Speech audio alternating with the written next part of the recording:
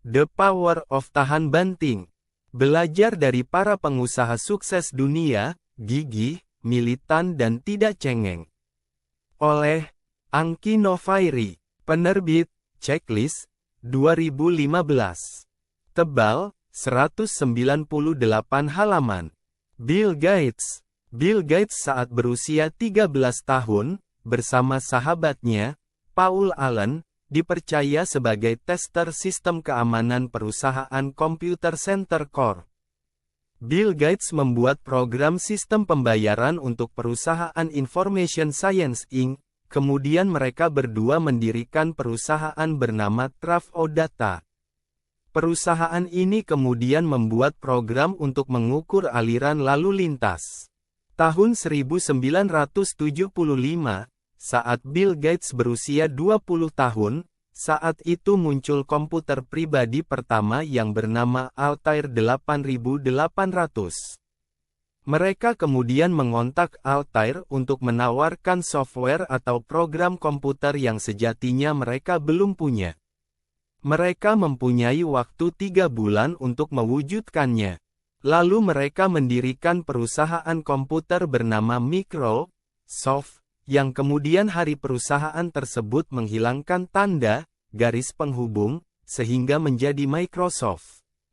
Kemudian mereka bekerja sama dengan IBM. Sekali lagi mereka masih belum mempunyai software program. Lalu mereka membeli program QDOS, Quick and Dirty Operating System, senilai $50.000, yang kemudian mereka perbaiki dan merubah namanya menjadi MS-DOS. Tahun 2000, Bill Gates mengundurkan diri sebagai CEO dan menyerahkan posisi tersebut kepada sahabatnya, Steve Ballmer. Warren Buffett.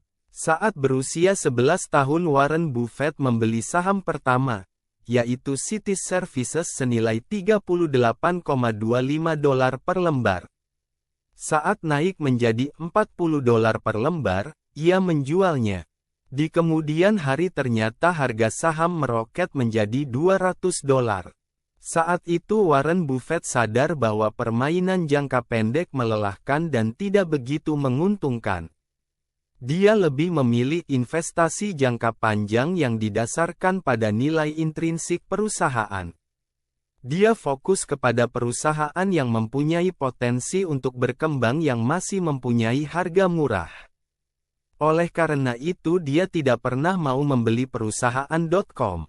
Warren Buffett tidak mau dipusingkan oleh tabel, rumus, grafis dan analisis teknikal yang kompleks. Beliau cukup melihat sisi fundamental sebuah bisnis untuk memutuskan beli saham atau tidak. Thomas Alva Edison. Saat kecil, Thomas Alva Edison kerap diejek dan mendapat julukan idiot bahkan dari gurunya sendiri. Thomas Alva Edison merupakan sosok yang pantang menyerah dan selalu berpikir positif. Dia pernah berkata bahwa, "Saya sukses karena saya telah kehabisan dengan apa yang disebut dengan kegagalan." Dan quote yang lain yang cukup terkenal adalah, "Dengan kegagalan tersebut, saya mengetahui ribuan cara agar lampu tidak menyala." Beberapa faktor yang melatar belakangi seseorang menjadi pengusaha adalah: pertama adalah tekanan atau stressing, kedua adalah harapan, dan yang ketiga adalah faktor hobi. Beberapa pertimbangan atau faktor resiko menjadi pengusaha adalah diantaranya adalah: pertama siap bekerja keras, kedua adalah harus mencari ide baru, ketiga adalah siap menghadapi penolakan,